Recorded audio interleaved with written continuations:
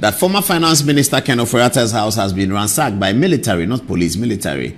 And tonight we are happy to have more information to share with you as our first story. Later tonight, we'll be continuing with the story, and you've seen it on many of the ports. Ofori Atta, there's the gentleman in the center here, who has been Finance Minister for Ghana for 7 years, from 2017 to, I believe, 2022, and who was heavily criticized by the NDC, and who at some point had MPP members of Parliament indicating to President Akufo-Addo to change him. Eventually, the president changed him for Mohamed Amin Anta. But Ken Ofori Atta's house tonight has been raided, not by police, but by soldiers.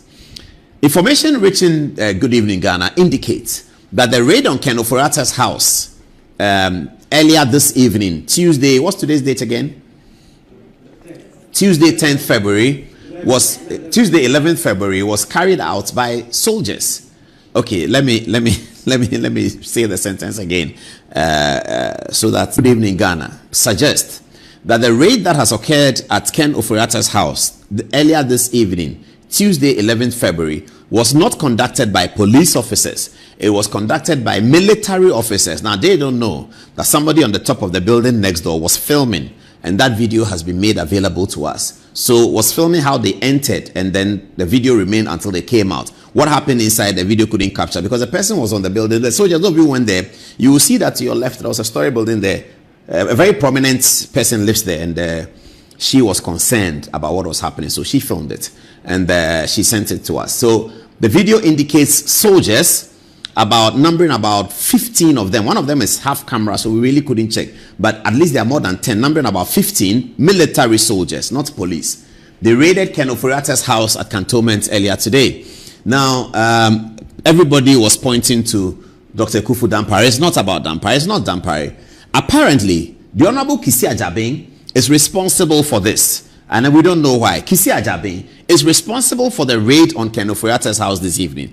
Now, why are we saying this? Because we have now also seen letters that have been written from Kissi Agyabeng to Ken Ofori Atta, asking for Ken Ofori Atta to be questioned on issues relating to SML contracts. Viewers, remember that, the famous or infamous SML contract. So Kissi Agyabeng has written to Ofori Atta, asking him to answer questions on the SML contract.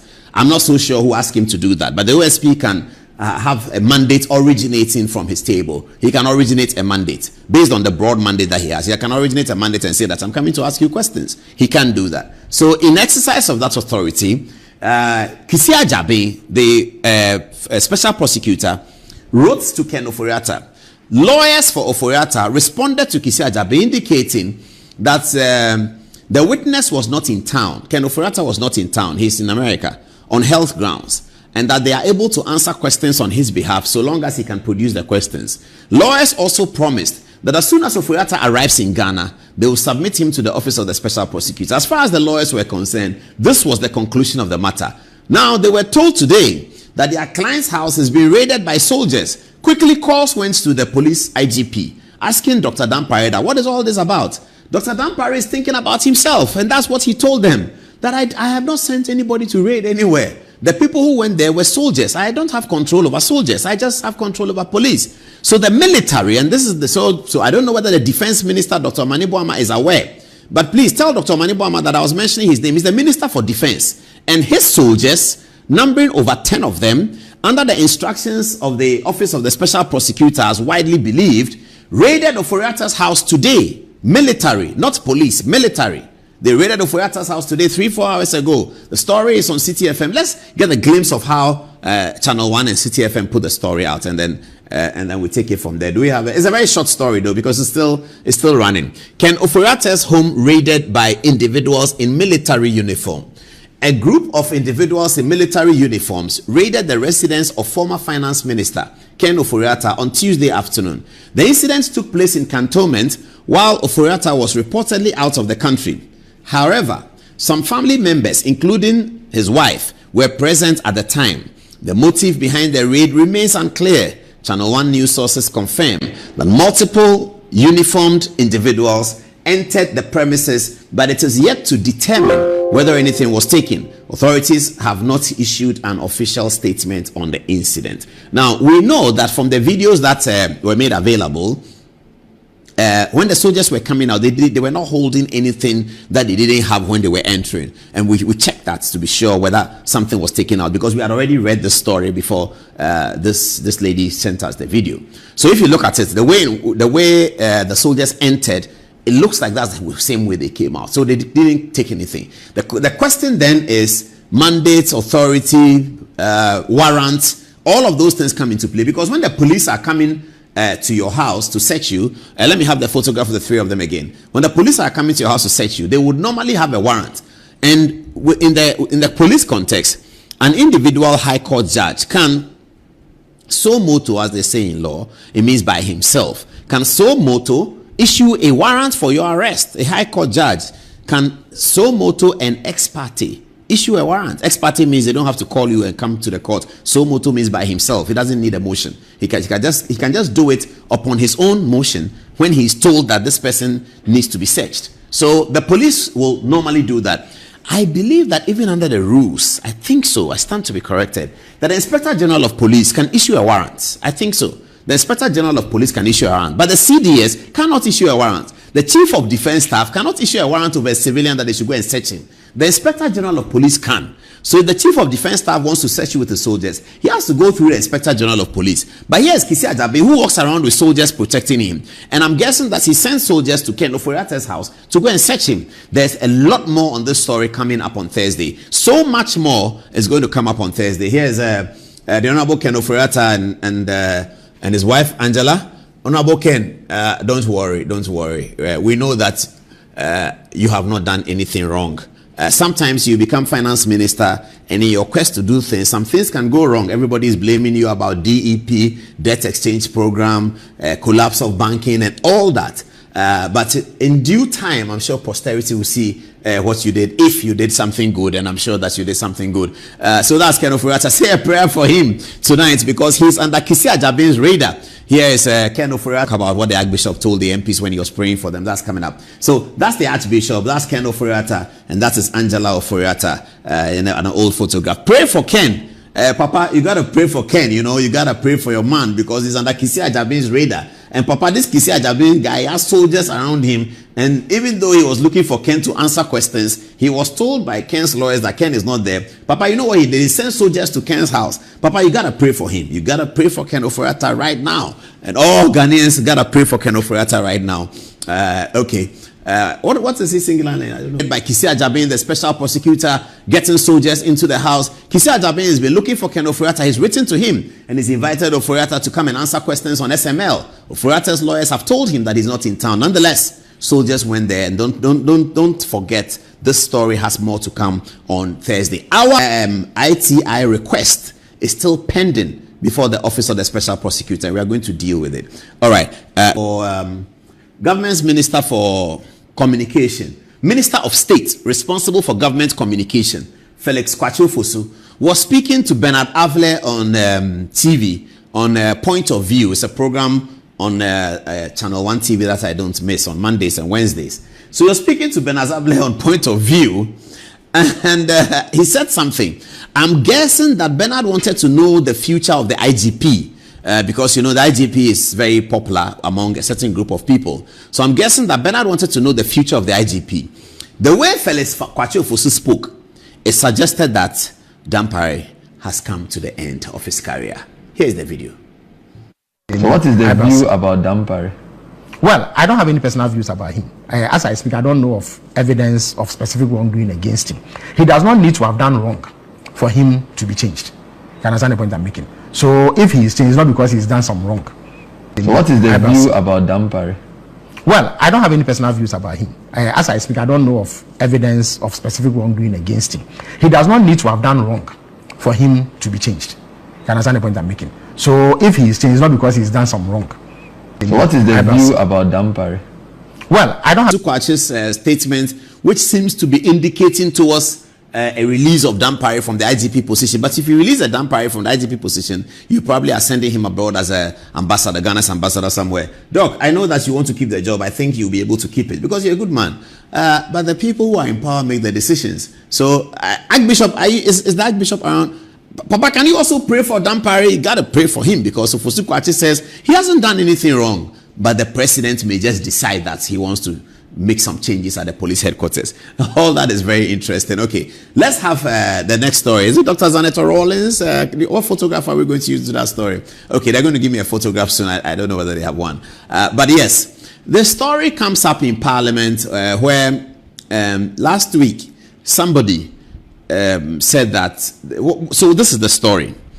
There was a motion admitted by the Speaker for the remembrance of 60th anniversary since the death of the doyen of Ghanaian politics, Dr. Dankwa. So during the presentation, Murtala Mohammed, who was speaking to the motion, also mentioned that it has to come on record that the said Dr. Dankwa, whilst we eulogize his thinking and his work and his processes about democracy in the 1930s and 40s for the future of the Gold Coast, that we also need to recognize, according to Murtala's statement before Parliament, that the Central Intelligence Agency of the United States, the CIA, had also used Dankwa to undermine the Republic of Ghana. This does not go down well with the apostles and apologists of Dankwa in the House. Of course, on the other side, the mighty minority from Dankwa's stock. So they were concerned and started talking. The story is told that Dr. Rawlings made certain comments in support of Murtala's argument that Dankwa was a CIA agent. This is the story. That Dr. Rawlings made some comments in support of Murtala's statement. And you know, if you go to Parliament's chamber, on television, it looks like they are very far apart. But in the chamber, they are not that far apart. That's the thing. When we watch it on television, you think they are no, they are not far apart at all. When you go into the chamber, you see that it's not very, very far.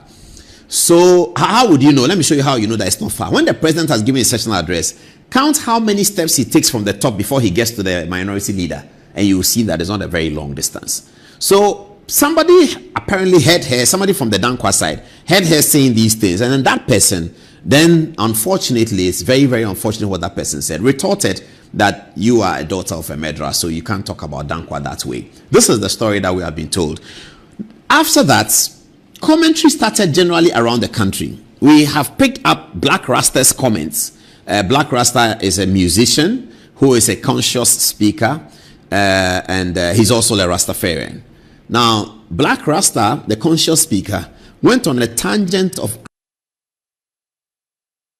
and indicating that the so-called tag on Flight Lieutenant Rawlings as a murderer, who had appeared at the Truth and Reconciliation Commission, incidentally set up by Nana Akufo-Addo and John Agyabeng Kufuor, to speak about how he, in his life as an operative of the PNDC, as a corporal in the army, how much executions were conducted under the aegis of J.J. Rawlings. We put all together an editorial. We finished the editorial by saluting J.J. as we should, but also trying to tell Ghanaians about the kind of history that we should preserve. Here is the editorial.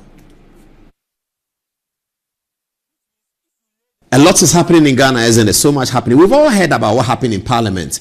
Zanetta Rawlings, somebody called her, made a catcall of something very ugly. Parliament is looking for it, and the Anglo chiefs have given the speaker a deadline to be able to say who did it so that the person is punished. Majority members have expressed concern that what was said was wrong. Minority has expressed similar concern. Now, here is our Good Evening Ghana opinion on the matter. Lieutenant Richard, the prophet, have we so soon forgotten our history? The bloodiest coup d'etat that ever happened in this nation was instituted by Rawlings. He killed many in order to become leader of this nation. Is that not a murderer? So I am wondering why there's so much noise.